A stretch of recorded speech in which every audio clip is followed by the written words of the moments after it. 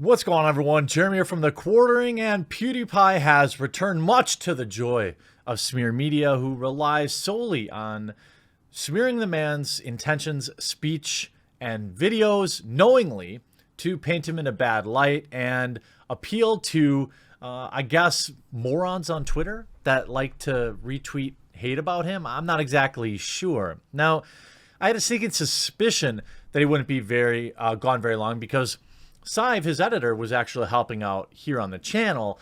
And when we were negotiating a contract, he was only available for 17 days. Now, in my head, I thought, okay, Pewds will be back in like a month or so. But I didn't want to say anything. Certainly, he might have other plans. He might have extended his vacation. He's certainly earned it. If he wanted to take a month, 2 months, 3 months, 6 months, a year, 2 years off, the man's earned it. He's endured a near constant barrage of misleading statements from the media. Now, before I get into this latest ridiculous statement, a quick word from this video's sponsor. Huge shout out to this video's sponsor, Domain. If you know me, you know I've been playing games like Magic the Gathering since 1993, and anytime a new trading card game comes out, I'm on top of it. Well, Domain is the ultimate tactical collectible card game. It's been described as modern chess or the Dark Souls of trading card games. It's absolutely free to play, and it's ultra deep. Players can't just copy decks and win. They must understand the game, constantly adapt to new situations by the way of the board's tactics. It also heavily favors skill over the type of cards that you have in your deck. You can actually trade cards, unlike many of the big CCGs online, and right now they just would love for you to try the game. The sign up is free and takes just a second, so if you're looking for a new trading card game that you want to try out, I highly recommend checking out Domain. I'm going to leave a link in the description below. Sign up, at least try the game, give me some feedback. The developers have been really awesome in just asking me for what you're saying about the game, and I just don't think that enough companies do that these days. So give Domain a try with my link in the description or pinned comment below, and let's play some Domain. Now, in his return video, his name was actually trending on Twitter, which is kind of funny since one of the last videos he did before he left was deleting his Twitter account. Something that I understand why he did it. It's still an important tool for me to spread my videos and interact with my viewers. But I didn't have to deal with the near constant garbage that he has to. Even when I get a little of it, I'm like, ugh, I can't imagine what it's like for him. Now, he returned in great fashion, looking much healthier, looking refreshed. And it didn't take long to media to start pouring out the articles that, oh my God, Pewdiepie made a joke. And this is exactly the kind of garbage the guy's got to deal with. Look, times have changed. I don't know about you, but for me, you know, the way people deal with bad things or scary things, or, you know, is basically with memes nowadays.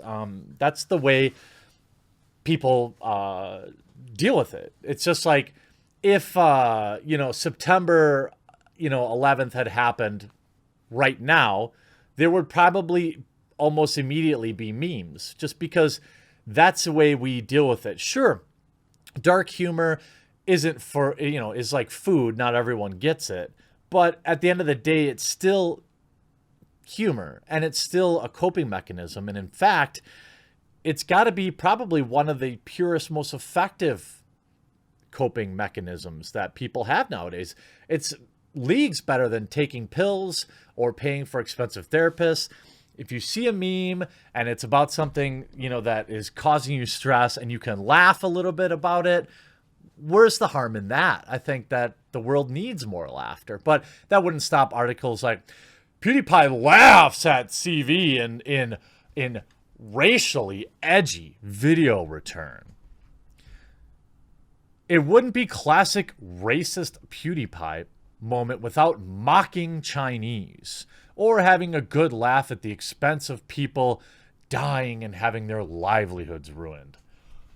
This has to be the most disingenuous, pathetic lying interpretation of his video. Now, you could argue, well, yeah, but look, they got the attention. Sure.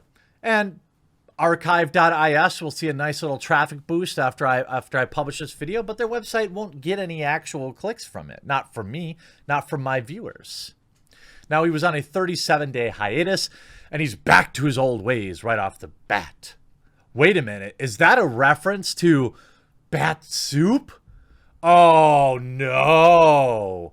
That's very insensitive. PewDiePie, the king of gaming YouTube, took a break last month. It was a momentous event for his channel after 10 years of daily uploads. But he made an awfully big production out of it, essentially a month-long break. He gave his fans the impression he'd been gone for much longer. No, he didn't. He said he was going to take a break. And look at how tired, and you could just see it in his face. He seems much happier, much more refreshed now that he's come back. I mean, dude hasn't taken a day off in 10 years. I mean, I would say the overwhelming majority of people on the planet couldn't keep up with his work schedule, the mental stress going on without it. Now, yes, of course, there are people that work 7 days a week. In fact, there is a man we all call Sam that runs my local gas station. He's there every single day of the week.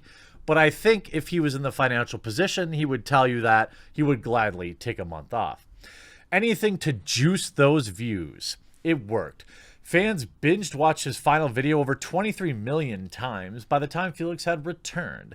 But it doesn't look like Felix did much self-reflection while he was gone. PewDiePie's back to his old ways. In his first video back to YouTube, Pewds made some edgy jokes that got him into trouble with the press. The same edgy jokes that got him into trouble with press in the first place. He doesn't care about the press. That's why you're so willing to lie about him. Now he makes a joke about, and he does the Pewds start off the video by saying, since I was in Japan during the time of the thingy, I bought 3 boxes of these. I was like, it's gonna happen. I mean, oh, okay. They didn't like that he used the word Chan because it's a term of endearment. What? After dismissively calling the worst pandemic the thingy, he displays a box of 3M surgical masks. Then he actually put one on and dabs. Oh, the horror. Oh, the absolute horror. You can joke about stuff, he says, right? Yeah, I remember. You can joke about stuff. We're cool. No, you can't. I mean, yes, in the real world, you can. But in terms of mainstream media, no, you can't. Jokes are not allowed, not in the modern world. PewDiePie's joke is something like, isn't it funny how scared everyone is? No. Pewds makes comparisons between Europeans and Japanese. So, isn't that natural after being in Europe for most of your life and then being in Japan? And what was he comparing exactly that was so offensive? The toilets. The toilets. He left his calling card when he referenced Lord of the Rings and compared different races to the races of J.R.R. Tolkien's fantasy Middle-earth. Still not as good as Japanese toilets, okay? The biggest disappointment of all time was coming back from Japan. Every time I sit on the toilet, there's disappointment that hits you. It hits your buttocks.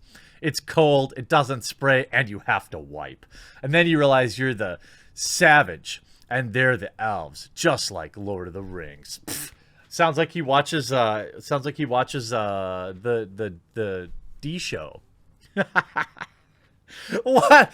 I mean, this is Olympic levels of reach. He's literally talking about toilets, not the people. It's fascinating Felix would make this reference. Tolkien was dogged by the same criticisms that his work featured cryptic, bad undertones. In 2003, the Chicago Tribune published a book article headline, Lord of the Racism? Critics view trilogy as discriminatory. Yes, fictional orcs and elves and walking trees. That's what you're worried about. I mean, are you kidding me? I just don't know. you know, I don't get how you write this, just openly lying. And it's not just this garbage website. Here's Metro. PewDiePie thought he was going to die from the CV thingy while on break in Japan. So he can't be real. I mean, he was probably actually concerned about it. If he wasn't, he wouldn't have bought all those masks.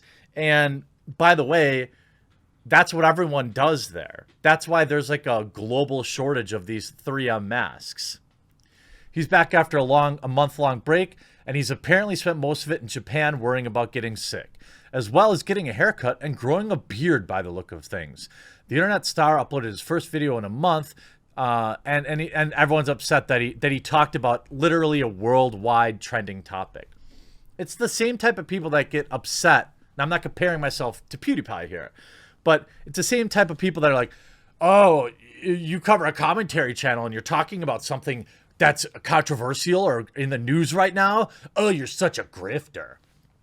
What is he supposed to talk about? I mean, PewDiePie reviews memes. Memes are about what's going on currently in the world. And obviously, everything going on with people getting sick is part of that. But I just don't understand. I mean, you see the comments. Why the hate? Leave the guy alone for 24 hours before you start jumping on using his name and completely misleading the video created. Jeez, man, y'all suck.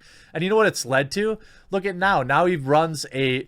Now today he was making jokes in his most recent video, and he's got a disclaimer. The comments made in this video is purely sarcasm or hyperbole. Do not take me seriously. PewDiePie does not encourage or endorse anything in this video. I mean, it's a joke, but it's also got a kernel of truth to it, which is truly sad. But I, for one, super glad you're back, Pewds. I'm a big fan of your channel, and I missed your content over the past month. And I've also missed dunking on the morons that try to smear you. So I feel a little at home making this video. I hope you enjoyed it. We'll talk to you again real soon.